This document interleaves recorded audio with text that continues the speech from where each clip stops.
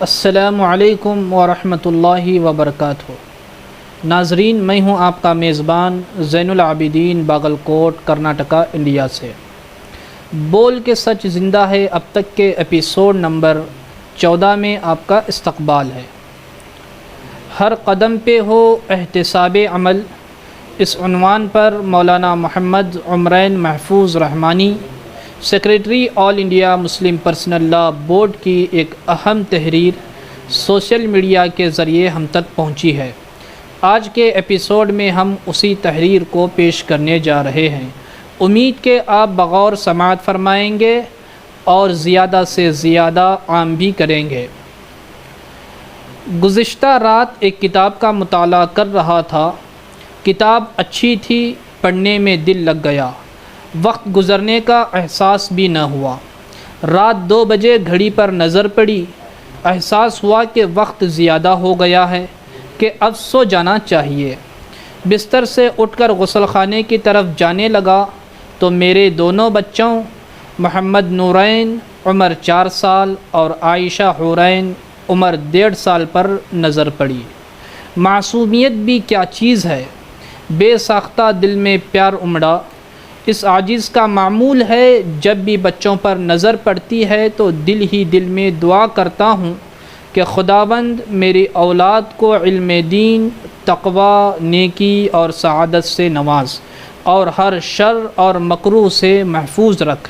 اس وقت بھی فوراً ذہن دعا کی طرف متوجہ ہوا، مگر اولاد کی صلاح و فلاح کی دعا کے ساتھ یہ دعا بھی زبان پر جاری ہوئی کہ پاک پروردگار مجھے بہترین باپ بننے کی توفیق دے، شفقت کرنے والا باپ، حق ادا کرنے اور نیکی کی راہ پر چلنے والا باپ، اولاد کے لیے سائے رحمت بننے والا باپ۔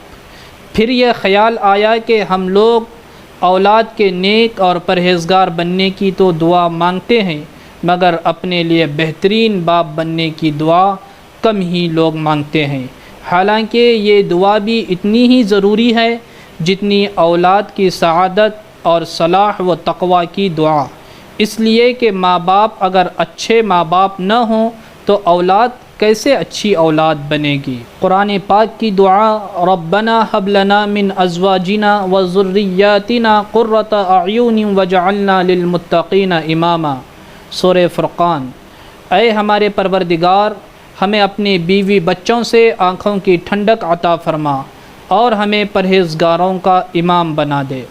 اس آیت پر غور کیا جائے تو اس نقطے تک رسائی ہو سکتی ہے کہ بیوی اور اولاد کی نیکی کے ساتھ خود اپنے آپ کی نیکی اور پرہیزگاری کی دعا تعلیم فرمائی گئی ہے، جس میں اشارہ ہے کہ نیکی کی وراثت اوپر سے نیچے آئے گی، پرہیزگاری باپ سے بیٹے میں منتقل ہوگی، دینداری اور خدا کا خوف ماں کے دل سے بیٹی کے دل میں آئے گا۔ پانی کا چشمہ اگر اوپر سے گندا اور غلیظ ہو تو نیچے کی طرف جانے والا پانی بھی گندا اور غلیظ ہی ہوگا۔ میرے والد ماجد رحمۃ اللہ علیہ فرمایا کرتے تھے، مچھلی ہمیشہ سر کی طرف سے سڑتی ہے اور بگاڑ ہمیشہ اوپر کی طرف سے آتا ہے۔ سرپرست بگڑے ہوں گے تو ماتحت بھی بگڑیں گے، بڑے سرکش ہوں گے تو چھوٹے بھی بغاوت کی راہ اپنائیں گے، اکابر ضد اور انانیت کو سینے سے لگائیں گے تو اصاغر بھی ہٹ درمی اور خودرائی کو حرز جاں بنائیں گے۔ لسان العصر اکبر الہ آبادی نے فرمایا تھا، کیا تعجب ہے جو لڑکوں نے بھلایا گھر کو، کیا تعجب ہے جو لڑکوں نے بھلایا گھر کو، جبکہ بوڑھے روش دین خدا بھول گئے۔ عربی شاعر نے بھی اپنے پیرائے میں اسی حقیقت کو یوں بیان کیا ہے، اذا کان رب البیت بالطبل ضاربا فلا تلم الصبیان فیہ علی الرقص۔ جب خاندان کا سربراہ ڈھول پیٹ رہا ہو تو اس خاندان کے لڑکوں کو ناچنے گانے پر ملامت نہ کرو۔ اولاد کی تربیت ماں باپ کی ذمہ داری ہے۔ نیکی اور پرہیزگاری کے راستے پر چلے بغیر تربیت کا کام نہیں ہو سکتا۔ خود بے احتیاطی کی زندگی گزارنا، لہو و لعب میں مشغول رہنا، خلوت و جلوت میں نافرمانی کرنا اور اپنی اولاد کے نیک اور پرہیزگار بننے کی تمنا کرنا ایک دوسرے سے ٹکرانے والی چیزیں ہیں۔ یہ حقیقت نہ بھلائی جانے والی ہے۔ رات کی تنہائیوں میں بیوہ ماں کے گرم آنسو پاک پروردگار کی بارگاہ میں گرتے ہیں تو وہی آنسو ننھے محمد ابن اسماعیل امام بخاری کی بے نور آنکھوں کا اجالا بن جاتے ہیں۔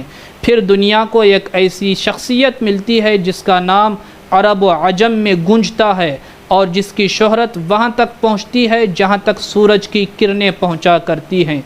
باپ لوہے کی مشینوں سے لڑ کر پیشانی کا پسینہ پیر کی ایڑی تک بہا کر حلال لقمہ اپنی اولاد کو کھلاتا ہے تو مزدور کا بیٹا ترکی جیسے ملک کا سربراہ بن کر دشمنان دین کی راتوں کی نیند اڑا دیتا ہے اور پوری دنیا کی اسلام دشمن طاقتوں کو للکار کر کہتا ہے ہمارا مشن خلافت اسلامیہ کا قیام ہے، آج ہو یا کل یہ خواب پورا ہو کر رہے گا۔ جن کے پاس اولاد کی نعمت ہے وہ خود سوچے کہ وہ کس راہ پر ہیں اور اپنے احتساب کے ساتھ ساتھ پروردگار سے یہ دعا ضرور مانگے جو رحیم و ستار پروردگار کی جانب سے ایک عاجز و گنہگار کے لبوں پر رات کی تنہائی اور تاریکی میں جاری کر دی گئی کہ خداوند مجھے بہترین باپ بننے کی توفیق عطا فرما، آمین یا رب العالمین۔